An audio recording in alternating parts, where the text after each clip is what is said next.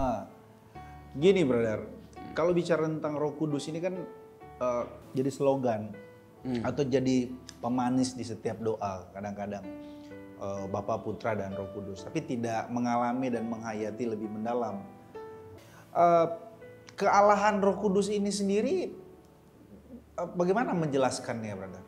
Ada nggak atau bagaimana kita dapat atau informasi apa terkait dengan Roh Kudus? Kalau ada salah satu teks itu berkata bahwa tidak ada orang yang bisa percaya kepada Yesus tanpa Roh Kudus. 1 Korintus 12 ayat 3. Ya, itu kan menunjukkan bahwa Roh Kudus itu aktif gitu. ya, meyakinkan kita. Meyakinkan manusia sehingga manusia itu bisa orang itu bisa percaya kepada Yesus. Nah, di mana letak kealahannya? Gitu loh. Oke, mantap. Roh Kudus itu. Oke, ini pertanyaan yang sama-sama ya harus kita pelajari. Dan Alkitab adalah dasar utama bagi kita untuk mempelajarinya. Lagi-lagi ya, kita kan percaya Allah itu Tritunggal. Tadi Bapa, Putra, Roh Kudus sebagai pribadi yang berbeda-beda tapi memiliki hakikat yang sama. Nah, mengapa ada 3?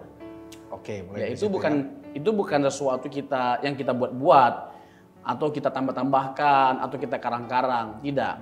Nah, lalu kenapa? Nah, karena Alkitab menyajikan bahwa ada 3 pribadi yang memang jelas berbeda menurut data Alkitab, dan ketiga pribadi itu memiliki sifat-sifat yang sama, karakteristik yang sama, termasuk Roh Kudus. Jadi sifat-sifat kealahan yang ada pada Bapa dan pada Anak atau Yesus Kristus juga ada pada Roh Kudus, brother. Nah, coba kita masuk kepada data-data Alkitab. Boleh. Nah, kalau kita bicara tentang penciptaan misalnya, penciptaan kan ada Roh Kudus juga yang turut dalam menciptakan. Iya. Misalnya Kejadian 1 ayat 1 sampai 3, brother.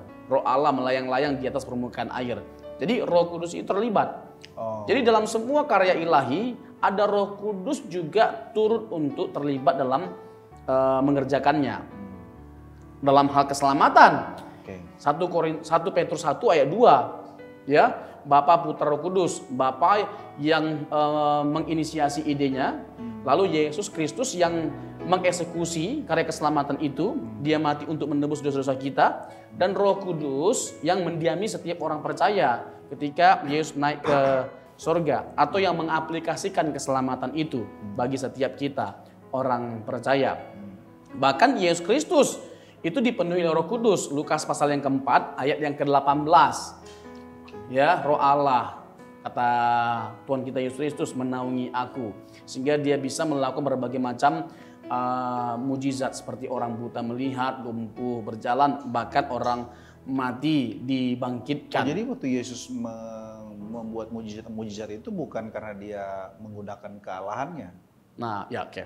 Atau bagaimana? Kalau dari kalimat ini, Bro? Ya. Karena dia dipenuhi Roh Kudus kah atau dua-duanya? Nah, itu memang bisa masuk nanti kepada pembahasan inkarnasi dan kenosis. Jadi Tuhan kita Yesus Kristus membatasi penggunaan sifat-sifat keilahiannya. Oke.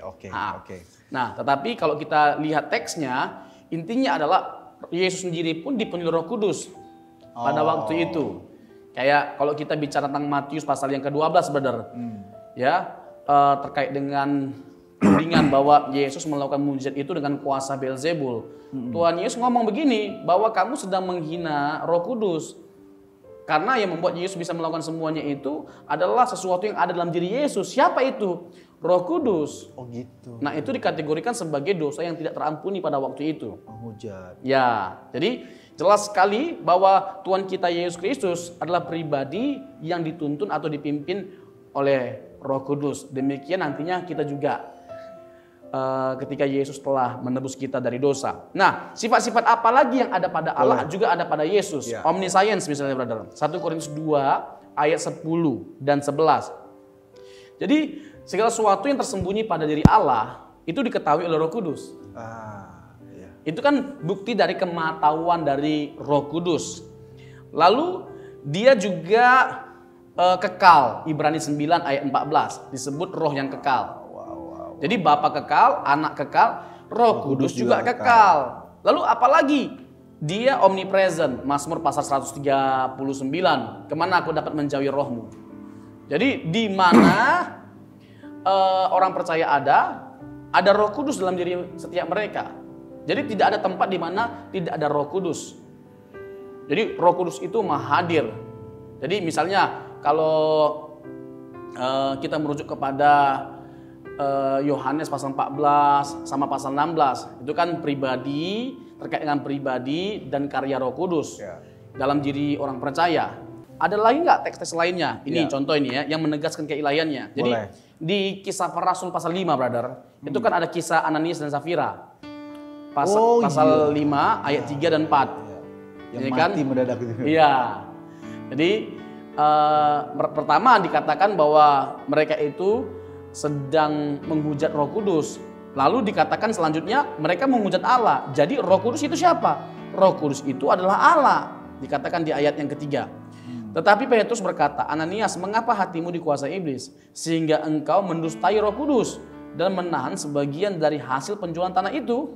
Selama tanah itu tidak dijual, bukankah itu tetap kepunyaanmu? Dan setelah dijual, bukankah hasilnya itu tetap dalam kuasamu? Mengapa engkau merencanakan perbuatan itu dalam hatimu? Engkau bukan mendustai manusia, tetapi mendustai Allah. Pertama tadi dikatakan dia mendustai Roh Kudus, lalu mendustai Allah. Berarti Roh Kudus itu adalah Allah. Sebenarnya masih banyak lagi ya, brother. Masih banyak lagi data-data yang menunjukkan bahwa Roh Kudus itu adalah Allah dan dia aktif untuk menuntun kita sebagai orang percaya.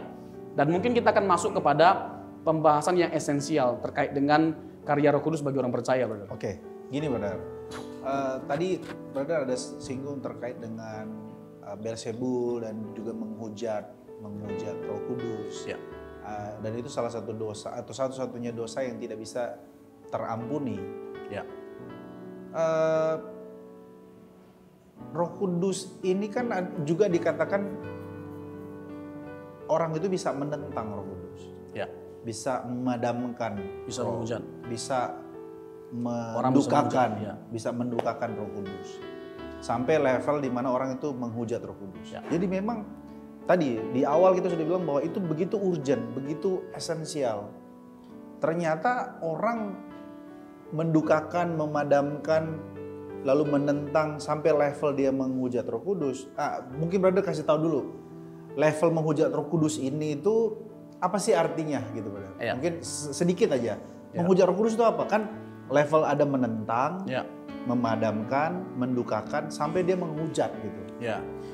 Ada nggak informasi itu? Tolong dikasih tahu dulu, brother. Ya, kalau brother tanya maksud dari menghujat Roh Kudus itu apa? Ya kita harus kembali kepada konteksnya.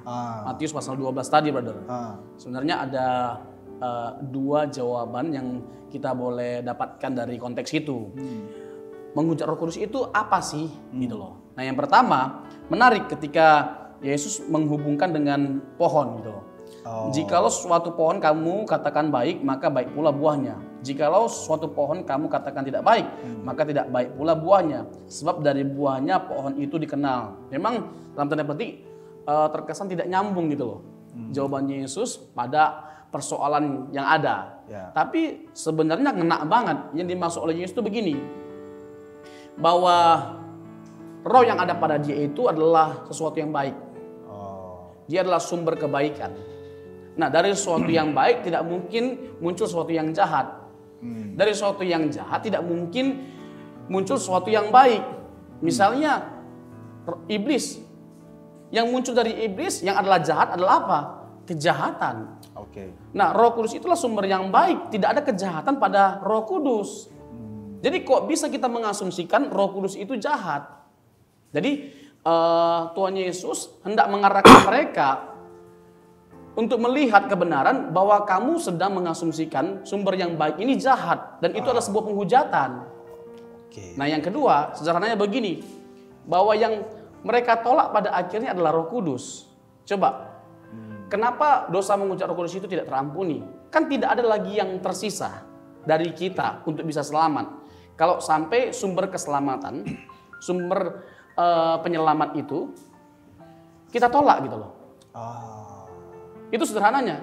Nah, kan termasuk menolak Tuhan Yesus ya? Iya. Nanti kita bisa lihat juga kan sebagai ada yang dosa dosa yang Mendatangkan maut. maut sama dosa yang tidak mendatangkan maut. Kalau dalam konteks itu, dosa yang mendatangkan maut itu adalah dosa menolak Yesus sebagai anak Allah. Nah, jadi jelas sekali bahwa kita tahu karya keselamatan itu dikerjakan oleh Tuhan Yesus, tapi pengaplikasiannya butuh Roh Kudus. Nah, bagaimana keselamatan itu dapat teraplikasi dalam diri kita kalau kita menolak pribadi yang mengaplikasikannya, yaitu Roh Kudus. Nah, Oke, gitulah. cukup sampai di sana, Bro. Aku masuk ke masalah karya Roh Kudus. Ya. Karya Roh Kudus ini kan sangat banyak, Ya. mengubah kita menjadi seperti Kristus. Tanpa Roh Kudus kita tidak akan mampu dibaharui menjadi seperti Kristus. Dia memperlengkapi kita, menuntun kita kepada segala kebenaran. Kemudian kita dapat mengenal Yesus lebih nyata lagi di dalam kehidupan kita. Nah, di menit-menit terakhir ini, Brother, nanti Brother bisa elaborasi lebih jauh. Tapi aku mau nyinggung salah satu isu yang lagi rame-ramenya nih di gereja-gereja karismatik Pentakosta pada umumnya.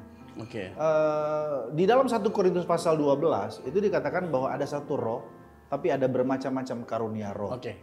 Nah, salah satu isu yang paling mengemuka saat ini, karena isunya adalah bahasa roh, Brother.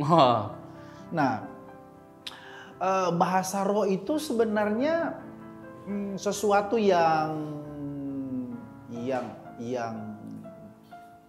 kita butuhkan, atau gereja butuhkan, sampai ada istilah gereja sana kalau nggak berbahasa roh nggak ada Tuhan. Di sana kalau nggak ada bahasa roh kering, ya kan? Bahkan ada gereja-gereja tertentu yang kalau nggak bisa berbahasa roh nggak bisa ikut melayani. Ada aturan-aturan seperti itu terkait dengan bahasa roh. Lalu ada beberapa juga yang viral sekarang terkait dengan bahasa roh itu, katanya orang nyanyi-nyanyi pakai bahasa roh itu nggak, dikit-dikit bahasa roh itu nggak ada gunanya gitu. Nah, itu mari kita dudukan secara proporsional terkait dengan bahasa roh ini, karena bahasa roh ini juga salah satu karya dari Roh Kudus kan. Secara teologis ya kita dudukkan. Secara teologis kita dudukan. Tolong kasih deskripsi yang tanggapan yang proporsional, yang alkitabiah, yang biblical, Brother. Tapi kayaknya ini 2 episode kita bahas, Brother. Bisa juga kita bahas 2 episode. Karena ini yang panjang lebar. Atau mungkin nanti di episode selanjutnya kita akan bahas mungkin tentang Roh Kudus. Jadi kita mau tegaskan begini dulu, bahwa Roh Kudus itu adalah pribadi. Dia bukan tenaga listrik, dia bukan kekuatan atau hanya sebuah energi. Bahkan kita menolak yang namanya Dwi Tunggal ya, Brother. Kita menolak Dwi Tunggal yang seakan-akan Roh Kudus itu bukan pribadi. Kadang dia bisa jadi pribadi, kadang cuma jadi kuasa gitu. Ya, tadi kenapa kita bilang no debate? Karena kita menunjukkan semua ayat-ayatnya kan, yang menunjukkan karakteristiknya sebagai pribadi dan yang menunjukkan karakteristiknya sebagai Allah. Jadi kalau memang Alkitab menyaksikan semuanya, maka kita harus percaya dengan apa yang disaksikan oleh Alkitab, gitu, Brother. Oke, jadi ini Brother mau menjawab nanti di bahasa rohnya di episode selanjutnya? Ya. Oke. Rasanya gantung sih, Brother. Iya, jadi harus dibahas lagi. Apa karena waktu kita kecepatan kali ya? Iya, cepat sekali. Memang selalu begitu. Rema itu kan memang selalu hangat perbincangannya, diskusinya. Oke, baik. Kita jumpa di lain waktu. Nanti kita akan bahas tentang bahasa roh, sekaligus tentang Roh Kudus ini, karya-karya yang dia lakukan terhadap hidup kita, supaya makin mendalam. Kami dari Rema, saya dengan Pastor Mike dan Pastor Robson, kami pamit undur diri. Kiranya Tuhan memberkati kita semua, semangat berapi-api melayani Tuhan, Tuhan Yesus memberkati kita semua. Amin, haleluya.